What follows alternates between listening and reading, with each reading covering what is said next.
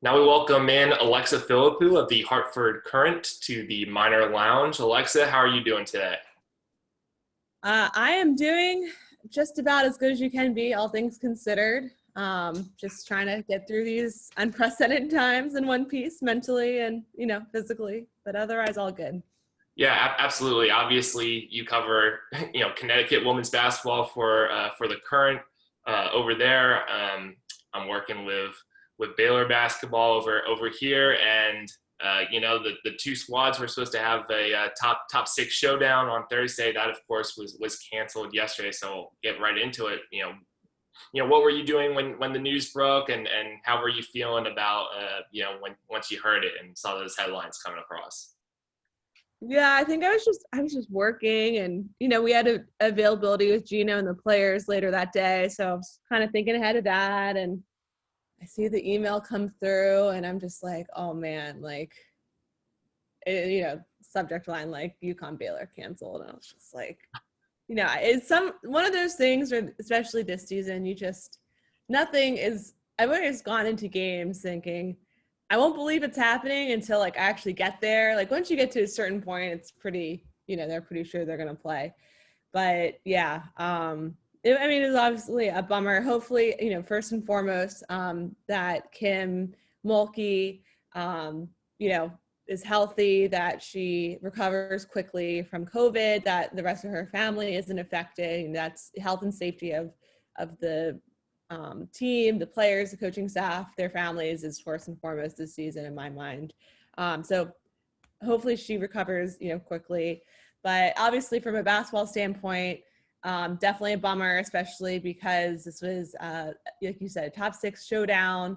And it was going to be such a great measuring stick to see where UConn was at, see where Baylor's at. I know Baylor had, they played Arkansas.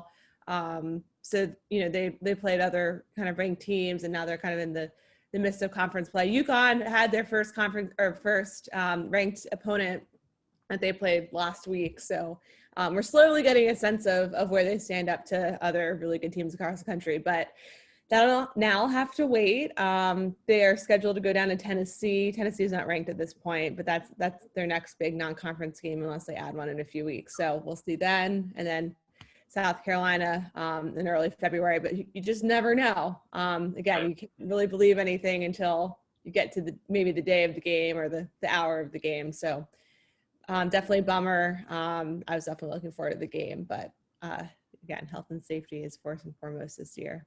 Sure, I think we all were looking forward to that game in Waco.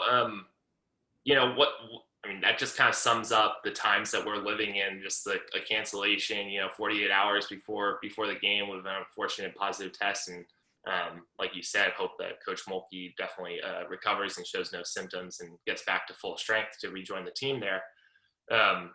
What has it been like for you? Because I know Connecticut had a delay in their season. They had to stop basketball activities to start earlier in the year to pause because of COVID concerns.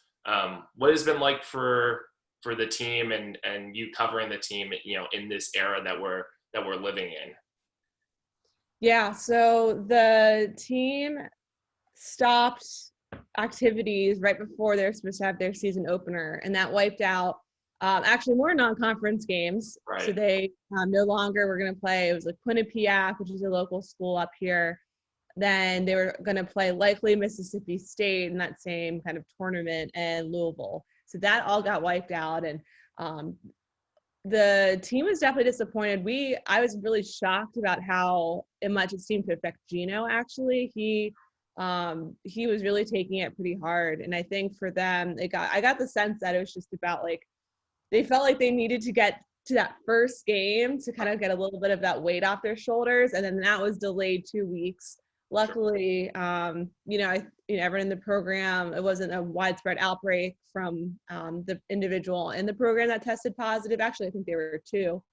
After more testing, they found a second one, but it wasn't a widespread outbreak. So then they were able to start practicing again after 10 days. And then, eventually get back on the court, and they played 6 games without too much interruption. There's a little bit of schedule reconfiguration to, with Big East play.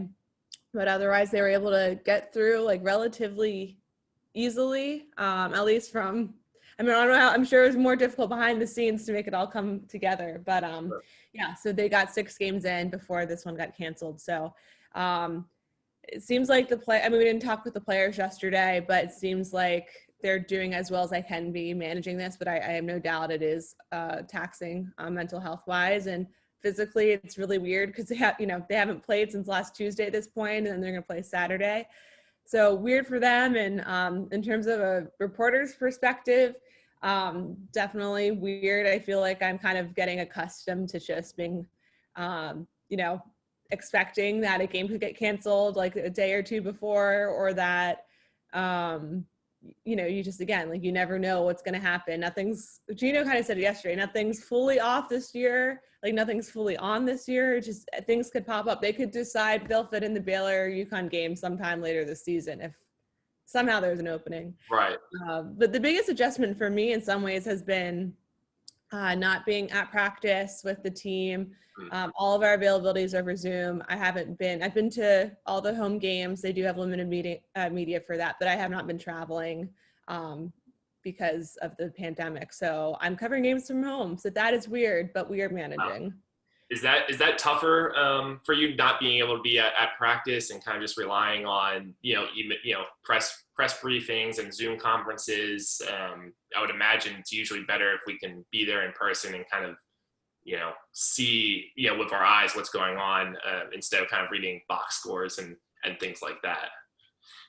Yeah, so I mean, I watch all the games, so that helps. It's not like I'm unable to watch the away games, and right.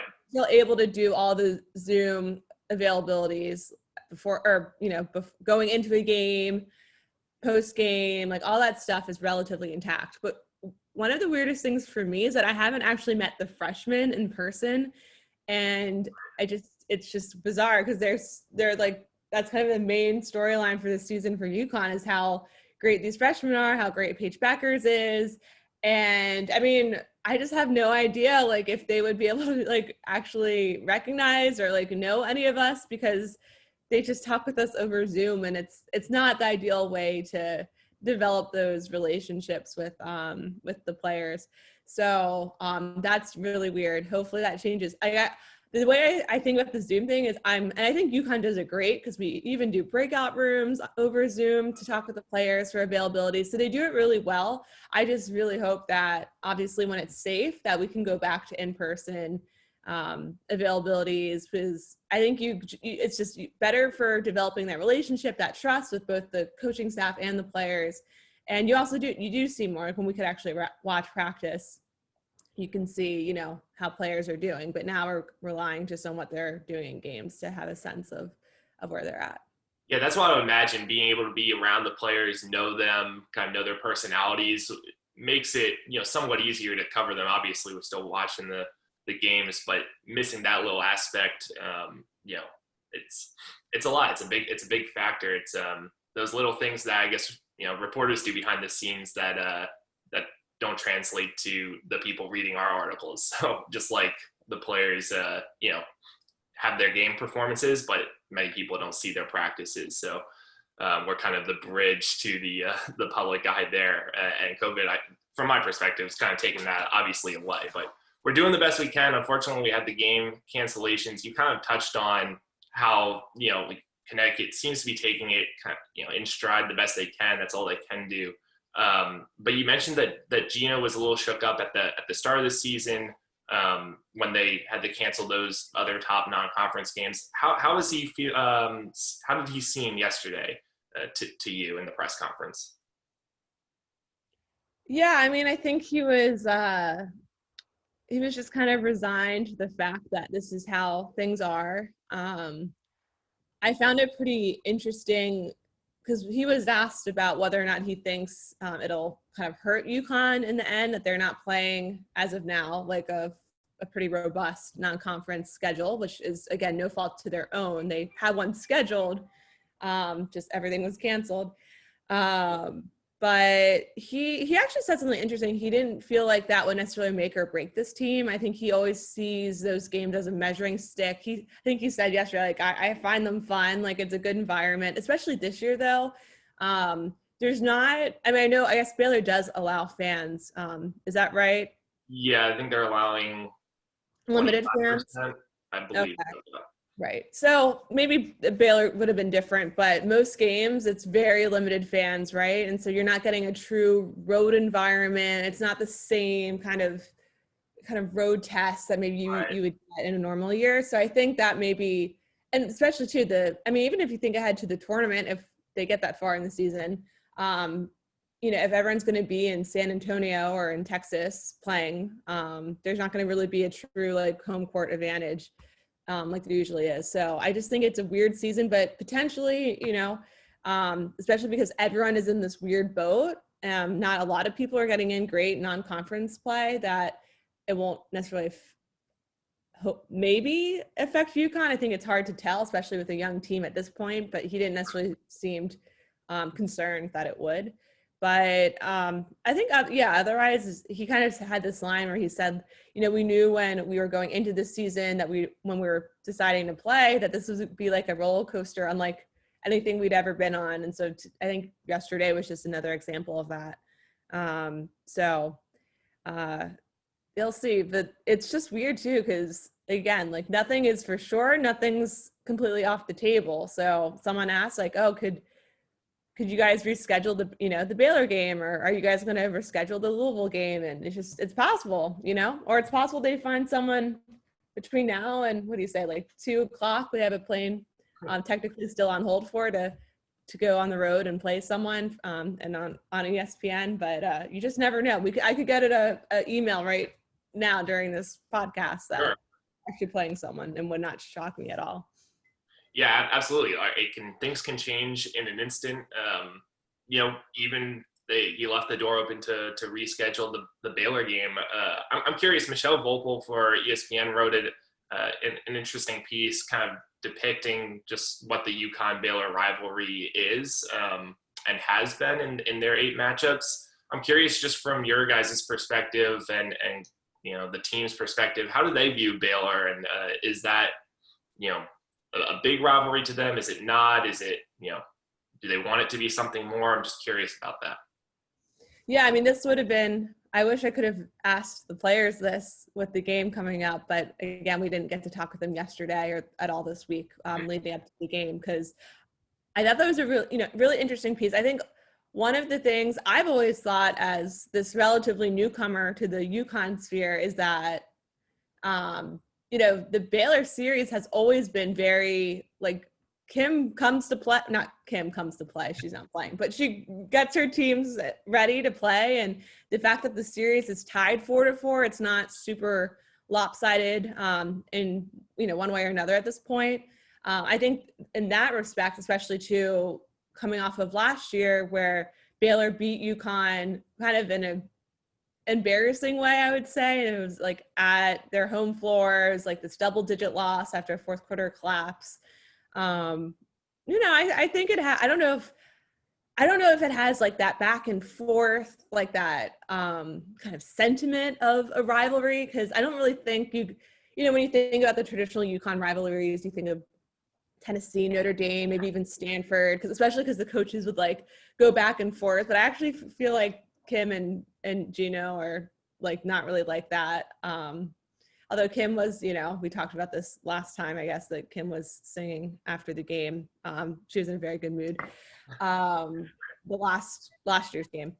But so I don't know if it's like that kind of like, oh, they want to kick each other's asses beyond just like what you normally would want to do for a top 10 team. But I do think it has the potential maybe too, if they keep having these kind of battles, because they're perennially top 10, top 5 even teams. So I think that's the potential. I'm not sure where the players would feel that way, especially because this team is so young that I don't know if they would have strong feelings about any rivalry, let alone Baylor, but could develop. I mean, I think the more rivalries, the better, the more kind of beef or drama. Not that there's really much beef or drama in this particular matchup. I think is good for the sport in general. I agree. The sport, like you said, not really the back and forth consistent year over year that like a Connecticut, Tennessee early on gave, and there's not as much as barbing between the coaches. And I don't know why that is. I don't know if you can attest to that. Why some of the the Notre Dames and the Tennessees, there's like a almost a viral hatred there. But I would almost say that the Baylor Connecticut rivalry, it's like they've almost missed an opportunity to for the sport to grow and have that rivalry grow over the past decade or so, because they've been upset. Each of the teams have been upset in the tournament. They've missed each other in Final Fours, and then for a while they didn't schedule. They weren't on the schedule at all until 2019. They met back up again, which was the first time I think since 2016. And so now again, kind of COVID canceling this rivalry is just another like missed opportunity in my viewpoint of this could be really great for the sport, really great for both programs to kind of use as a measuring stick year in, year out, and for the women's college basketball to grow. And unfortunately, it's just another missed opportunity where we don't get that spectacular matchup. But that's kind of my viewpoint on that. Do you know why, like, why there's so much hatred or barbs between other rivalries? I'm not in those Zoom calls or don't know really too much of the history or the backstory on some of those, like between Notre Dame and Tennessee. I'm just kind of curious if you know. Yeah, well, I'm only a year into this, and I was like not even born when UConn and Tennessee first played and all that stuff started in like 95. So I don't have like personal firsthand knowledge. I think in part it had a lot to do with the personalities of Gino and Pat and Gino and Muffin, and kind of, I think Gino probably instigated some of it, and not to say that the other like Muffin and Pat wouldn't try and fight back a little bit, but I get the sense, and I'm fairly new, so it's not like I've been around a ton when Gino's been talking about Kim or vice versa, but they seem just to have like a decent relationship. So I feel like, and I don't know, I feel like I guess the Notre Dame stuff was more recent where they were kind of going back and forth, but I feel like I don't know if we'll get another kind of testy necessarily rivalry exactly like either of those two, because I think one of the other things that made those rivalries so great is because Tennessee obviously won 8 national titles, and they would meet UConn either in like, I guess, the national semifinal or the national championship game, like all those years back in the 90s and even in the early 2000s. And then Notre Dame, it was like they would meet UConn in the Big East tournament, the Big East championship game. Then they'd meet either in the Final Four or the national championship game. Baylor, obviously, like you kind of actually alluded to, they don't have that conference matchup with UConn, obviously, like Notre Dame did. And they haven't always kind of just aligned to be playing each other in the tournament. Like I guess a Tennessee, or it happened with Notre Dame. So you probably aren't getting that exact same frequency that maybe would require some of that kind of barbing back and forth. So I definitely hope that they try and keep that some sort of non-conference series going, because I think it would be good for everyone involved, especially us basketball fans and media. It's always fun to cover. But I'm not exactly sure. I think it's probably a mixture of personalities, and I guess maybe like they just haven't necessarily played each other enough on like the biggest of stages for that to truly matter, because it is a little bit different when you're playing just in the regular season versus when there's a conference title or a national title on the line. Yeah, absolutely. And another thing that would have made this Baylor-UConn matchup great was Auriemma was going to, in that game, try to tie Pat Summitt for second most wins all time in women's college basketball history. And then, to kind of get a look at the freshmen of UConn, especially Paige Buchers, right? That if I'm pronouncing that right, I hope I am. It's Buchers, right? It's Becker's. The U It is is actually Becker. yes. I feel like I've heard it boff ways, but okay. So yeah, Paige Becker is obviously phenomenal freshman, like kind of a starting off point for her, kind of a national showcase game. I guess kind of talked about, obviously we're not getting the game, but just kind of talk about the team and this freshman class, what you've seen from them so far, and kind of where you think they can go. Yeah, I think they're actually in some ways they're better than a lot of people anticipated because there were a lot of questions about how all the newcomers would fit in, and they had and newcomers, I mean 6 freshmen, but also Avina Westbrook, who was a transfer from Tennessee, finally eligible. She was coming off 2 knee surgeries, and we just hadn't seen, like, again, we hadn't even been in practice to see what she looked like on the court, so had no idea how her or the freshmen looked. And they were obviously replacing 2 starters and Megan Walker and Crystal Dangerfield, who went on to the WNBA. So I think so far, in a lot of ways, I've just been impressed. I think this team hasn't, like, they're scraping the surface right now of what they can be by the end of the season. But I've really been impressed with how they can move the ball, not just Paige Beckers, who has this unbelievable, like, super advanced court vision. And it's just such a great facilitator and can really create for herself and for her teammates better than probably most people, if not, everyone in the country in some ways. Yeah. But in general, just the team, just their ball movement in general, I think is already in a better place than it was by the end of last year. And I was surprised by that just because of how many newcomers they had and how early in the season it is. Still have some work to do defensively, although I was impressed with how they came out against DePaul, because that was going to be a big test for them on that end of the floor. So again, it would have been great to see how their post did against Baylor's post. Olivia Nelson-Ododa has had a really great season so far. To me, you could make an argument that she's been their MVP. I don't know if that's the most popular argument because of Paige, but I could make that argument. Sure. So I wanted to see how she was going to do against, with Queen Egbo and Melissa Smith in there and inside.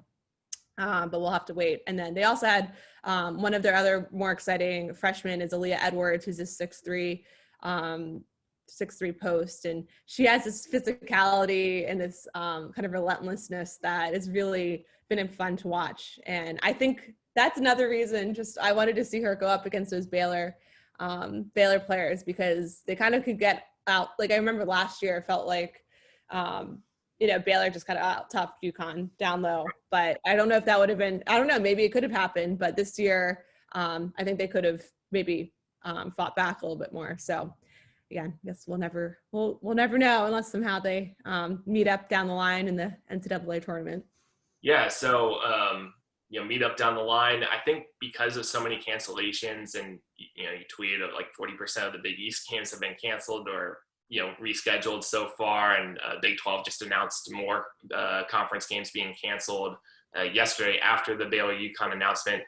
I think you're going to see a lot of parity and a lot of maybe misseeding, especially at the top, because I don't think this year the number 1 seeds are as apparent as they were in years past, where you could easily get a feel of okay, these are the best 4 or 5 teams right in the nation. Assuming that we can get, down the road, what are you expecting from the tournament? Who do you think the top teams are in women's college basketball? You're exactly right. It's so tough to tell, especially because, I don't know if this is, like, I don't have exact metrics to point towards, but I definitely feel like, and besides even UConn, there's just been fewer top 5, top 10 kind of ranked matchups if they're not in conference play. So it is really hard, but I went to Stanford, so I don't want this to come across like, oh, she's just saying this because she went there. But I actually thought I watched their game. I didn't watch their latest one against Arizona State, but I thought they looked great against Arizona. Yeah. That was probably the first full game I watched of theirs this season. They just, I mean, they have so many weapons. They're bringing off these players, off the bench with that have a lot of experience and just were draining threes. And their defense, I was really impressed by, because Arizona has a lot of weapons too, but Arizona just did not, they made life really tough for them. So I thought, and I've watched Louisville. Obviously, I've watched UConn. I haven't watched, like every single team in the top 25 or whatever, but Stanford would probably be my pick right now, who's playing the top as the best in the country, which I think, again, is like reflected if you look at the net rankings and, the AP poll. So that's probably not controversial. But I guess I'm keeping an eye on South Carolina too, because I know they had that loss to NC State earlier in the year, but if they can continue to get things together, I think they have a really talented group. So you can't necessarily count them out at all. But Louisville, that was another matchup from a UConn perspective. I was really looking forward to a UConn Louisville because they have a really exciting team. They have a lot of depth. I think Jeff Walls has said that's maybe the team with the most depth he's had in quite some time. So, and they have a really exciting freshman point guard too. That would have been fun to see Paige go against one of their friends. So, so those are teams I have my eye on, but there's a lot of teams in the Pac-12, again, not to show my West Coast bias or anything, but, the UCLAs and Oregons of the world, the Arizonas. I'm really interested to see how, if, again, we get to the tournament, how maybe those teams do, because I've always thought that the West Coast has this, they're really, I don't know if this is controversial, but I think they have a good argument for being the best conference in the country. So I'm interested to see how they continue to do down the line. Yeah, and I would agree with most of that. I mean, they definitely have I think probably most ranked teams of any conference. Maybe the ACC is up there as well. But yeah, I mean, I think those are kind of the top teams. It would just be interesting to see where they're seated, because I think the net rankings came out and Baylor was higher than what their current ranking is, which kind of surprised me a little bit, but I know a lot of metrics, advanced metrics go into that. So I was just thinking, you could see 1 and 2 seed, the top 8 teams kind of be misseeded. So it could be some entertaining basketball and some, quote unquote upsets as far as the seeding goes, in come March. I would also throw Arkansas in there. I think they're sitting top 10 right now. They had a really good game against Baylor, and I was really impressed by the way they played. So, I mean, they could be a dark horse. I mean, it's just that type of season, I guess we really don't know, which I think is hopefully good for the sport if we can make it to a tournament and kind of have this mix of parity there. But I guess, kind of begs the question, Duke women's basketball, stopped their season and canceled the rest of their season. The NCAA is looking to try to have all the tournament games be played in San Antonio for the women, like they did Indianapolis for the men that they just announced. What are some feelings amongst your peers up there, amongst the team, about just even playing the game? Gino mentioned it's a roller coaster, but has anybody said we shouldn't be playing, or what are your thoughts on that? Should we even be playing a season at this point? The team, and again, haven't spoken with them this week, but in general, I think they seem like they want to play. They've sacrificed a lot to try and make this happen. Whether or not, again, they should be playing is a different question, but they've been on campus since the end of July. They didn't go home for the holiday break because they wanted to give their team the best shot at actually kind of completing the season and not having any COVID issues. And, they're not really seeing anyone outside of each other. So they've sacrificed a lot. I get the sense that they just, they really want to try and make the season happen. Gino has been a little bit more, I'm not sure if this is a good idea. This doesn't really seem like it's working, especially back again with when they had their positive tests come up. Mhm. And I don't necessarily think, I feel like I've heard a lot of coaches kind of talking about that, like isn't working. Um, I think he's, he even said at one point that maybe if it had been up to him, that they would have just postponed the season, started in February, have done May Madness. I know a few coaches have talked about that, like Rick Pitino.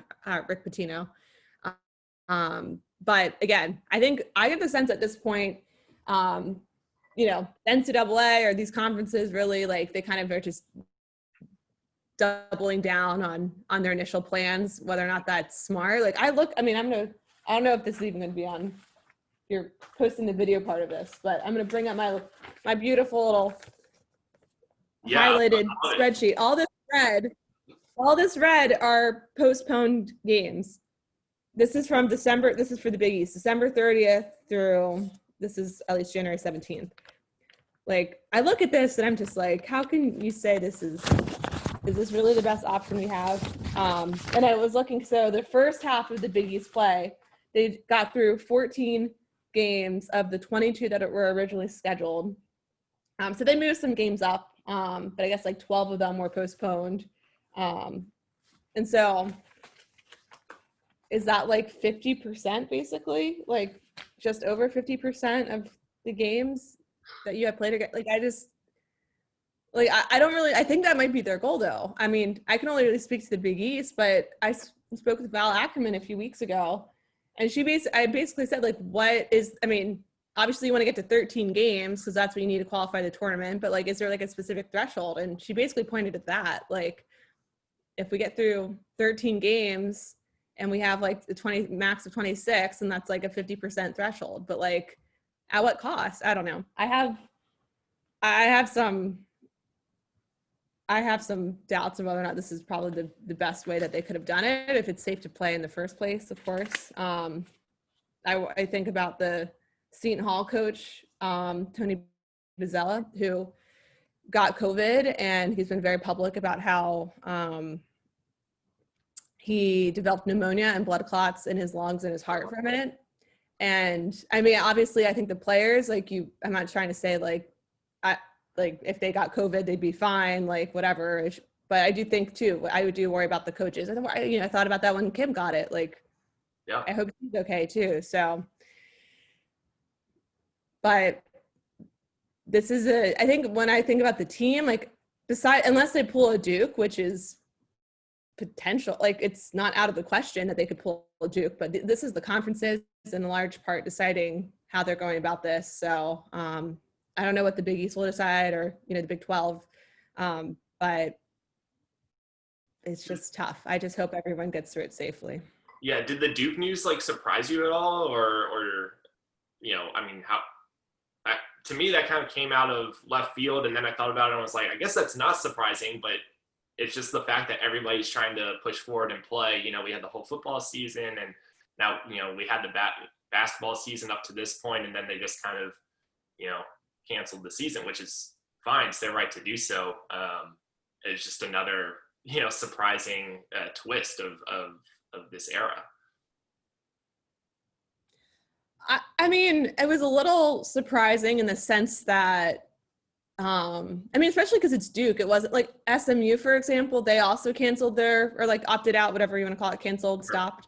But like SMU doing that versus Duke is like really different. And I haven't actually seen a ton on this because I feel like Duke has I don't think there's been any like availability where they've been able to explain the decision, but it seemed like this was a player decision, which I thought was really empowering. Like I'm glad that if that was what the players decided, that they were able to make that decision for themselves. I think they should have that kind of power in this. And I think they wanted more frequent testing, which ACC and then NCAA were just like, it's not possible. But at the same time, it's like, it's not nothing really shocks me anymore. Like UConn just could decide to opt out tomorrow and I would not be shocked. Like I've kind of with everything is within the realm of possibility. I'm not saying if any UConn fans are listening that like that's something that will happen or that I have inside knowledge that it's happening. I'm just saying like the hypothetical of that happening would not surprise me. I just think it's especially in this age of with student athletes, maybe, having the ability to have a little bit more, I guess, power over their futures. In that sense, I think, that was kind of good to see that the Duke women were able to decide that that's what they thought was best for themselves and go from there. So I don't know if other teams will do it, but it seems like the vast majority, like all like 300 and I don't know how many are left at this point, 320 or something of the D1 schools that are left playing are still going to go ahead but who knows? Who knows what's going to happen in the next 2-3 Right. months? And yeah, no, and like you said, anything could happen at any minute at a drop of a hat. And that's, Coach Mulkey had been in contact with someone over the holidays that had, COVID and was exposed to it that way. And she had tested negative 3 times up to their TCU game. I think technically she could have coached if she really wanted to push forward and do that. She met all the protocol and everything like that, but they made the choice to say, hey, like it's not worth it. And thank goodness they did, because the virus is so unpredictable, which is obviously making the season so unpredictable that it showed up. And hopefully just nobody else was on the team or the staff was really exposed too much to her before that test. But it might be a different story if she coached that TCU game perhaps and was around all the players and then tested positive. I couldn't even imagine what that would look like for the program and the rest of the Lady Bears season. So, just really interesting. It's fascinating. And like you said, nothing really surprises me either. I would be remiss if I didn't ask you one other question. You kind of alluded to it, like the players having more power. And I think, I listened to the podcast, the UConn Insider podcast, episode 155, where you did a great job of interviewing 4 different UConn players, former UConn players, about the racial injustice and everything like that. All those topics, police, protests, everything of that nature earlier this year. I was just kind of curious what you learned from that. What were your biggest takeaways from interviewing, those 4 different former players, different walks of life, coming to UConn, playing basketball, now kind of in the WNBA and trying to, continue in the battle of, social justice reform?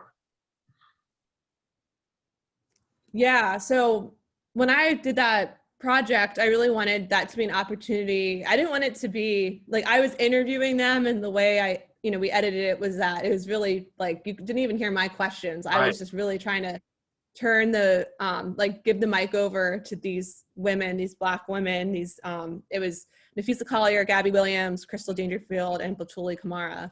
Because at that moment too, it was like, they're these women who we should be listening to now. Like, no one needs to hear my thoughts on, racism in America when you can hear it from a Black woman. So, so it was really, I don't know, what did I learn from it?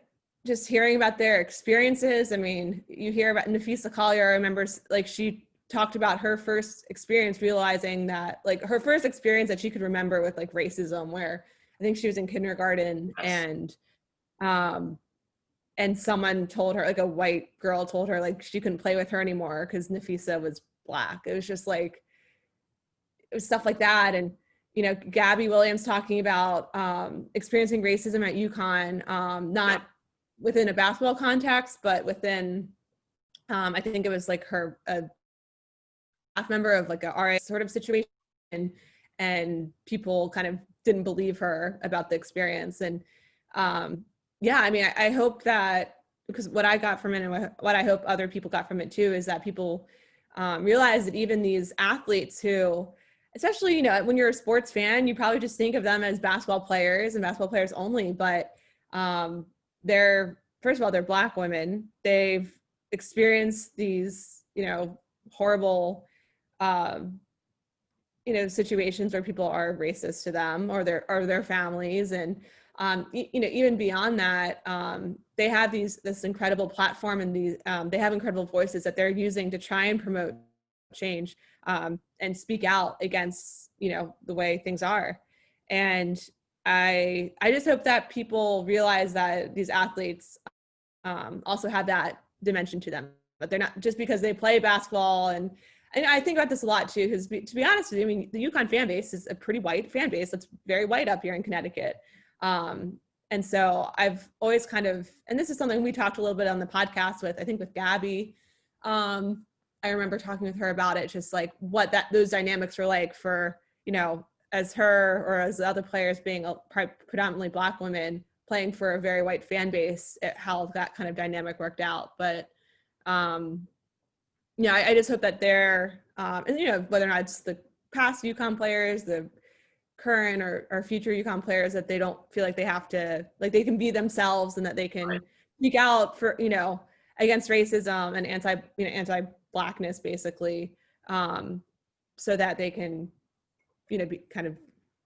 be who they are and use their platforms for good, if that's what, if however they want to decide to use their platforms for. So, and you've seen that definitely in the WNBA. I mean, the UConn players being part of that movement, not obviously the only ones, but the former UConn players now in the W being part of that. And I'm definitely interested to see how, like Kristen Williams, for example, their junior guard, she was very vocal on like Black Lives Matter during the summer. And so even these players now, I think that, they do have a platform at the college level. So I'll be interested to see how they continue to use that, or if that's something that they maybe feel more comfortable with down the line once they're a professional. I think it'll probably depend on the person and everything, but that's something I'm definitely interested to see as that kind of moves forward. Yeah, great podcast, terrific job. I really like that choice of just turning the microphone over, turning your mic off, editing in such a way to where we really only heard their voices, which I thought was very intentional and well done on your part. Those stories were definitely disheartening, and we've heard a lot of them, but yeah, the kindergarten one, saying like, hey, we can't play we're not going to play basketball with you because you're Black. And I would hope the same thing. Like these women have kind of the triple threat of stereotypes in three ways of kind of what they're carrying, because they have the all the kind of perceptions that come with being Black, of being a woman, and then being an athlete. And there's different things that people think of for each one of those titles, so to speak. And definitely my hope would be that especially college athletes can continue to be their own self, and they don't have to be classified as one or the other, no matter what sport they play, but especially women's college basketball too, because that's really important. So no, that was really interesting. Again, it was a great podcast. Alexa, hopefully we can get some games in and get the rest of the season in and meet up in San Antonio and have a tournament there for all college basketball. I'll let you plug yourself. Where can people find you and all of your excellent work that are listening here? Yeah, so current.com is where you can read my stories, COURANT. If you want to subscribe to the Current, which I don't know why I said that when I'm talking with a mostly Texas-based audience, but always looking for, anyone who wants to keep tabs on UConn.